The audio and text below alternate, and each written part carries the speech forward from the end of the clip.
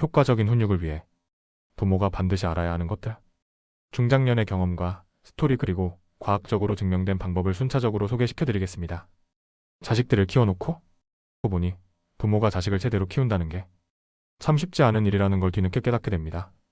젊었을 때는 내가 부모니까 아이들은 내 말을 따라야 한다. 그게 당연한 줄 알았어요. 하지만 이제는 압니다. 말을 듣게 만드는 것이 아니라 아이 스스로 올바른 선택을 하게 돕는 것? 그게 진짜 훈육이라는 걸요. 오늘은 제가 직접 겪고 깨달은 효과적인 훈육을 위한 부모의 자세에 대해 이야기해보려 합니다. 혹시 여러분도 아이를 키우면서 같은 고민을 하고 계신다면 제 이야기가 작은 도움이 되길 바랍니다. 감정이 아닌 원칙으로 훈육해야 한다. 제가 40대였을 때 아들이 초등학생이었습니다. 어느 날 아들이 식탁에서 밥을 먹다가 밥그릇을 엎질러 온 밥상이 난장판이 됐습니다. 그 순간 저는 화가 치밀어 올라 버럭 소리를 질렀습니다. 이게 몇 번째야? 너는 왜 조심성이 없니? 아들은 아무 말도 못하고 눈물만 글썽였습니다. 그런데 바로 옆에서 아내가 조용히 말했습니다. 재호 씨, 우리 감정 때문에 아이를 혼내면 안 돼요. 그 말을 듣고 정신이 번쩍 들었습니다. 아들이 일부러 그런 것도 아닌데 내 감정을 못 이겨서 화를 먼저 낸 것이었죠. 훈육할 때 반드시 기억해야 할 것. 첫 번째, 감정적으로 혼내지 말고 일관된 원칙을 세운다. 두 번째, 잘못된 행동에는 이런 행동은 안 되는 이유가 있어? 라고 설명한다. 세 번째, 화가 날 땐 한 박자 쉬고 차분하게 말한다. 그날 이후로 저는 화를 내기 전에 이렇게 질문했습니다. 이건 정말 훈육이 필요한 상황인가? 내 감정 때문에 더 크게 반응하는 건 아닌가? 그렇게 생각한 후에 말하면 훨씬 더 효과적으로 아이를 가르칠 수 있었습니다. 아이의 감정을 인정해주는 것이 먼저다. 한 번은 중학생 딸이 저녁을 먹다가 갑자기 숟가락을 놓고 말했습니다. 아빠, 나 학원 그만 다니고 싶어. 저는 깜짝 놀라 말했습니다. 무슨 소리야? 너 이제 고등학교 올라가야 하는데. 딸은 대꾸도 안 하고 방으로 들어가 버렸어요. 그날 밤 아내가 저에게 말했습니다. 재호 씨, 딸이 자기 감정을 말했는데 당신이 그냥 무시한 거랑 똑같아요. 그때 깨달았습니다. 나는 딸의 감정을 들어주기도 전에 안 돼. 라고 단정 지어버린 거죠. 훈육 전에 반드시 해야 할 것. 첫 번째, 아이가 자신의 감정을 표현할 때 즉시 반박하지 않는다. 두 번째, 그렇게 생각할 수도 있겠구나 하고 먼저 감정을 인정해준다. 세 번째, 그런 다음 왜 그렇게 생각하는지 차분히 물어본다. 다음날 딸에게 이렇게 말했습니다. 어제 아빠가 너 말 다 듣기도 전에 반박했네. 학원을 그만두고 싶다고 했는데 왜 그렇게 생각한 거야? 그랬더니 딸이 말했습니다. 너무 힘들어. 하루 종일 공부만 하니까 숨이 막혀? 그 말을 듣고 저는 학원을 무조건 다니게 할 게 아니라 딸과 함께 새로운 스케줄을 조정해보기로 했습니다. 그날 이후 딸은 저와 더 많은 대화를 하게 되었습니다. 훈육은 아이의 감정을 무시하는 게 아니라 그 감정을 존중하면서 올바른 방향을 제시하는 것입니다. 벌은 즉각적이고 짧고 공정해야 한다. 한 번은 초등학생 아들이 거짓말을 했습니다. 학교에서 친구랑 싸웠는데 내가 먼저 때린 게 아니야. 라고 거짓말을 한 겁니다. 저는 어떻게 해야 할지 고민하다가 아들을 불러 이렇게 말했습니다. 거짓말을 하면 신뢰가 깨져. 내가 솔직하게 말하면 아빠도 내 편이 되어줄 수 있어? 그러자 아들이 고개를 숙이며 말했습니다. 사실 내가 먼저 밀었어. 저는 아들에게 이렇게 말했습니다. 그럼 내 행동에 대한 책임을 져야겠지? 오늘 저녁 게임은 못하도록 하자. 벌을 줄 때 반드시 기억할 것. 첫 번째, 즉각적인 벌을 준다. 시간이 지나면 효과가 떨어진다. 두 번째, 너무 긴 벌은 아이를 낙담하게 만든다. 벌은 짧고 공정해야 한다. 세 번째, 행동과 관련된 벌을 준다. 아들은 처음엔 실망했지만 그 후로는 거짓말을 하기 전에 한 번 더 생각하는 습관을 들이기 시작했습니다. 부모도 실수하면 사과해야 한다. 어느 날 저는 회사에서 스트레스를 받고 온 날이었습니다. 그날따라 딸이 숙제를 안 하고 TV를 보고 있더군요. 순간 화가 나서 큰 소리로 말했습니다. 맨날 공부 안 하고 TV만 보니 성적이 그 모양이지? 딸은 아무 말도 하지 않고 자기 방으로 들어가 버렸습니다. 저는 화를 내고 나서 곰곰이 생각했습니다. 이건 훈육이 아니라 그냥 내 스트레스를 딸에게 푼 거잖아? 다음날 아침 저는 딸에게 다가가 말했습니다. 어제 아빠가 너무 심하게 말했지? 내가 숙제 안 한 건 잘못이지만 그런 식으로 말한 건 아빠가 실수한 거야. 미안하다. 그러자 딸이 처음으로 응, 나도 미안해. 라고 말했습니다. 부모도 실수하면 사과해야 하는 이유. 첫 번째, 부모도 사람이게 실수할 수 있음을 아이가 배운다. 두 번째, 부모가 사과하는 모습을 보면 아이도 자연스럽게 사과하는 법을 배운다. 세 번째, 잘못을 인정하는 것이 부끄러운 일이 아니라는 걸 보여준다. 그날 이후로 우리 가족은 더 자주 서로에게 미안해. 괜찮아. 라고 말하게 되었습니다. 훈육은 관계를 망치는 것이 아니라 더 단단하게 만드는 과정이다. 감정적으로 훈육하지 않기. 아이의 감정을 먼저 인정하기. 벌은 즉각적이고 공정하게 주기. 부모도 실수하면 사과하기. 부모가 먼저 변하면 아이도 바뀌게 됩니다. 오늘 제 이야기가 자녀를 훈육하는 데 고민이 많은 부모님들에게 작은 도움이 되었길 바랍니다. 추가로 효과적인 훈육을 위해 부모가 반드시 알아야 하는 것들에 대해서 과학적 연구와 사례를 소개시켜 드리겠습니다. 훈육은 단순히 잘못했으니 혼내는 것이 아닙니다. 아이의 자기조절 능력과 올바른 가치관을 길러주는 과정이죠. 오늘은 정신건강학, 심리학, 신경과학 연구를 기반으로 효과적인 훈육을 위한 과학적 원칙과 실생활 사례를 더 깊이 이야기해 보겠습니다. 첫 번째, 감정적으로 혼내면 아이의 뇌 발달에 부정적인 영향을 준다는 과학적 근거가 있습니다. 미국 하버드 대학의 뇌과학 연구에 따르면 부모가 감정적으로 소리를 지르거나 위협적인 태도를 보이면 아이의 편도체가 과도하게 활성화됩니다. 즉, 공포를 느끼는 뇌가 과하게 반응하면서 아이는 두려움에 기반한 행동을 하게 됩니다. 그렇게 되면 아이는 스스로 생각해서 행동하는 것이 아니라 부모의 감정을 피하기 위해 행동하게 되죠. 실생활 적용 사례. 아들이 초등학교 때 장난감을 마구 어질러 놓고 정리하지 않았던 적이 있습니다. 저는 그때 화가 나서 이렇게 말했습니다. 너 이거 당장 치우지 않으면 장난감 다 버릴 거야. 그러자 아들은 급히 장난감을 주섬주섬 치우긴 했지만 그 후로도 같은 행동이 반복되었습니다. 그제야 알았습니다. 아들은 내 말을 이해하고 정리하는 것이 아니라 처벌이 두려워서 억지로 행동한 것이라는 걸요. 훈육할 때 감정을 조절하는 방법. 첫 번째, 아이가 잘못했을 때 즉각적으로 화를 내지 않고 10초 동안 심호흡한다. 두 번째, 감정적으로 말하지 않고 너 이거 왜 이렇게 했어? 라고 먼저 질문한다. 세 번째, 아이가 이유를 말할 기회를 준 다음 차분히 원칙을 설명한다. 그 이후로 저는 이렇게 말했습니다. 장난감을 어질러 놓으면 내가 찾기도 어렵고 정리하는 습관도 안 생기겠지? 이제부터 내가 장난감을 치우지 않으면 10분 동안 TV 보는 시간을 줄일 거야. 그러자 아들은 스스로 정리하는 습관을 조금씩 들이기 시작했습니다. 왜 혼나는지 모르겠다는 상황을 만들지 않는다. 명확한 원칙을 세워야 한다. 과학적 근거로는 미국 예일대 심리학 연구에서는 아이들은 자신이 왜 혼나는지 명확히 이해할 때 훈육 효과가 높아진다는 결과를 발표했습니다. 즉, 내가 왜 혼나는지 알지? 라고 묻는 것보다 이 행동이 왜 잘못된 건지, 앞으로 어떻게 해야 하는지를 설명하는 것이 훨씬 효과적이라는 거죠. 실생활 적용 사례.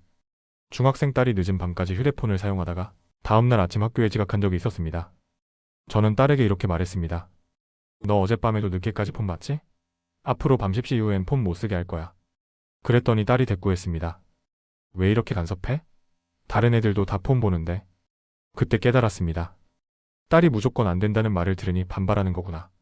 그래서 저는 말을 바꿨습니다. 아침에 늦게 일어나서 힘들었지? 내가 피곤한 건 아빠도 싫어. 밤 10시 이후에 폰을 보면 뇌가 각성 상태가 돼서 잠이 더 안 와. 그래서 규칙을 정하려는 거야. 내 생각은 어때? 그러자 딸은 말했습니다. 그럼 시험 기간 외에는 좀 더 쓰면 안 돼?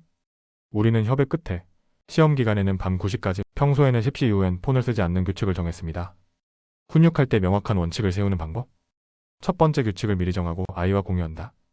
두 번째, 왜 규칙이 필요한지 아이가 이해할 수 있도록 설명한다.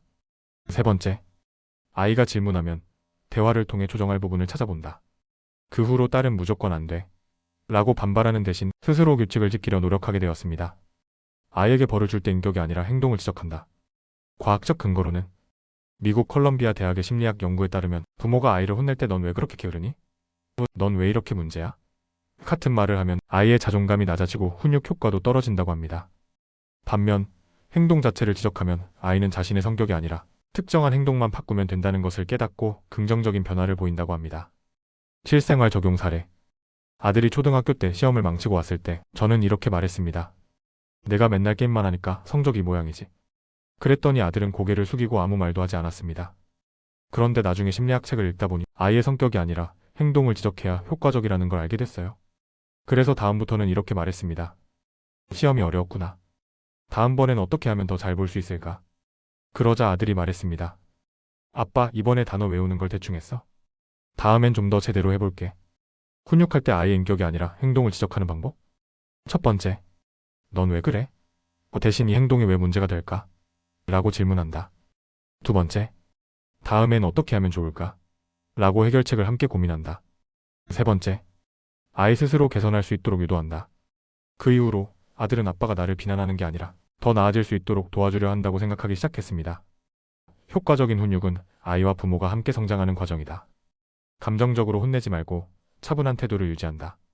명확한 규칙을 세우고 그 이유를 설명한다. 아이가 왜 혼나는지 이해하도록 행동 중심으로 이야기한다. 벌을 줄 때 아이의 인격이 아니라 행동을 지적한다. 훈육은 결국 좋은 습관을 만들어내고 참을성을 길러주는 과정이다. 훈육의 목적은 단순히 아이를 혼내거나 올바른 행동을 가르치는 것이 아닙니다. 훈육은 아이의 자기조절 능력을 키우고 좋은 습관을 형성하며 참을성을 길러주는 과정입니다. 이 과정이 제대로 이루어지면 아이는 자기 통제력이 강한 성인으로 성장하게 됩니다. 심리학, 신경과학, 발달학 연구를 기반으로 훈육이 어떻게 좋은 습관과 참을성을 키우는 데 도움을 주는지 이야기해 보겠습니다. 1. 좋은 습관은 뇌의 신경회로를 통해 형성된다. 과학적 근거. 미국 MIT 매사추세츠 공과대학 신경과학 연구에 따르면 반복적인 행동은 뇌의 기저핵을 활성화시켜 자동화된 습관을 형성한다고 합니다. 즉, 부모가 아이에게 올바른 행동을 반복적으로 가르치면 그 행동이 뇌에 자동화되어 노력하지 않아도 자연스럽게 실천할 수 있는 습관이 된다는 거죠. 실생활 적용 사례. 제 아들이 어릴 때 아침마다 이를 닦는 것을 싫어했습니다. 저는 매일 아침마다 아들을 붙잡고 이 닦아야지 라고 말하는 것이 너무 힘들었어요. 그래서 습관을 형성하는 방식으로 접근해 보기로 했습니다. 우선 아이가 재밌게 따라할 수 있는 요소를 추가했습니다. 이를 닦을 때마다 양치송을 함께 부르기. 이를 닦은 후에는 스티커를 붙이며 성취감을 느끼게 하기. 양치질을 마치면 너 정말 스스로 잘하는구나 라고 칭찬하기. 이 과정을 3주간 반복하자 아들은 더 이상 이를 닦으라는 말을 하지 않아도 스스로 치약을 묻히고 칫솔질을 하기 시작했습니다. 훈육을 통해 좋은 습관을 만드는 방법. 지속적인 반복, 최소 3주 이상 반복해야 뇌에서 습관으로 정착됨. 재미있는 요소 추가 놀이처럼 접근하면 아이가 더 쉽게 받아들임. 작은 성취를 칭찬하기. 아이가 내가 해냈다는 감정을 느끼도록 도와줌. 훈육은 단순히 해야 한다를 강요하는 것이 아니라 아이 스스로 행동하도록 만드는 과정입니다. 참을성을 기르는 것이 아이의 성공과 직결된다. 마시멜로 실험. 과학적 근거. 스탠퍼드 대학의 심리학자 월터 미셸은 아이들의 참을성이 인생의 성공과 직접적인 관련이 있다는 것을 입증하는 유명한 마시멜로 실험을 진행했습니다. 실험 내용. 46세 아이들에게 마시멜로를 하나 주고 이걸 지금 먹지 않고 15분만 기다리면 하나 더 줄게 라고 말했습니다. 아이들은 참을성을 발휘해 기다리거나 혹은 즉시 마시멜로를 먹어버리는 행동을 보였습니다. 실험 결과 이후 40년간 이 아이들을 추적 조사했더니 참을성을 보였던 아이들이 학업 성취도, 직업 성공률, 경제적 안정성이 더 높았습니다. 반면 참을성을 발휘하지 못했던 아이들은 충동적인 선택을 하는 경향이 더 강했습니다. 즉, 훈육은 아이에게 즉각적인 만족을 미루고 참을성을 기르는 법을 가르치는 것이 중요하다는 거죠. 실생활 적용 사례. 우리 집에서도 비슷한 일이 있었습니다. 아들이 초등학교 저학년일 때 마트에 갈 때마다 장난감을 사달라고 조르곤 했습니다. 저는 처음엔 단호하게 안 돼 라고 했지만 아들이 울고불고 떼를 쓰면 결국 장난감을 사줬습니다. 그러다 보니 아들은 떼를 쓰면 원하는 걸 얻을 수 있다는 것을 학습했고 이후로 더 자주 떼를 쓰기 시작했습니다. 이걸 바로잡기 위해 저는 새로운 방법을 시도했습니다. 즉각적인 보상이 아니라 기다리는 법을 가르쳤습니다. 이번에는 안 되지만 한 달 동안 착한 행동을 하면 다음에 사줄게. 아이가 보상을 위해 기다리는 습관을 기를 수 있도록 유도. 보상 시스템을 만들었습니다. 좋은 행동을 할 때마다 스티커를 하나씩 붙이고 10개가 모이면 원하는 장난감을 살 수 있어. 이렇게 하자 아이는 기다리는 연습을 하면서 참을성을 기를 수 있었습니다. 참을성을 기르는 훈육 방법. 즉각적인 보상을 주지 않고 일정한 목표를 설정해 기다리는 법을 가르친다. 아이 스스로 선택할 기회를 준다. 지금 먹을래?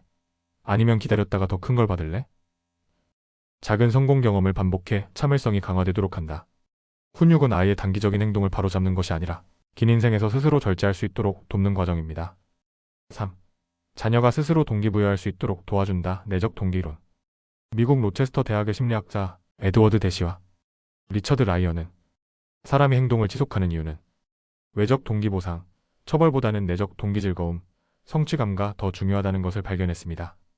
즉, 아이가 스스로 동기부여하도록 돕는 것이 효과적인 훈육 방법이라는 것입니다. 실생활 적용 사례. 딸이 피아노를 배우고 싶어 했습니다. 처음에는 열심히 하다가 점점 흥미를 잃어갔죠? 저는 처음에 연습 안 하면 간식 안 줘. 같은 방식으로 보상을 주며 시켰지만 이 방법은 오래가지 않았습니다.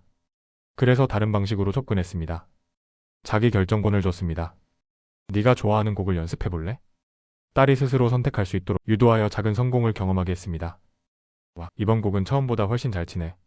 네가 열심히 해서 그런 거야. 스스로의 성취감을 느낄 수 있도록 피드백을 제공하여 즐거움을 느끼게 했습니다. 가족 앞에서 연주할 기회를 주어 연주하는 것 자체가 즐거운 경험이 되도록 유도하여 스스로 연습하는 습관을 들이기 시작했습니다. 내적 동기를 키우는 훈육 방법. 아이 스스로 선택할 기회를 준다. 작은 성공을 경험하게 하여 성취감을 느끼도록 한다. 행동 자체가 즐겁도록 환경을 만들어준다. 훈육의 목표는 부모가 시켜서 하는 아이가 아니라 스스로 원하는 행동을 선택하는 아이로 만드는 것입니다. 결론, 훈육은 결국 좋은 습관을 만들어주고 참을성을 길러주는 과정이다. 좋은 습관을 만들기 위해 반복적으로 가르친다. 즉각적인 만족을 미루고 참을성을 기르게 한다. 외적 보상이 아닌 내적 동기를 키운다. 부모가 먼저 변하면 아이도 더 긍정적인 방향으로 성장할 수 있습니다. 영상이 유익하셨다면 좋아요 버튼을 눌러주시고 앞으로도 더 많은 이야기를 듣고 싶으시다면 구독해주세요. 여러분의 소중한 공감 댓글도 기다리고 있습니다. 함께 소통하며 더 나은 관계를 만들어가는 여정을 계속해 나가요. 감사합니다.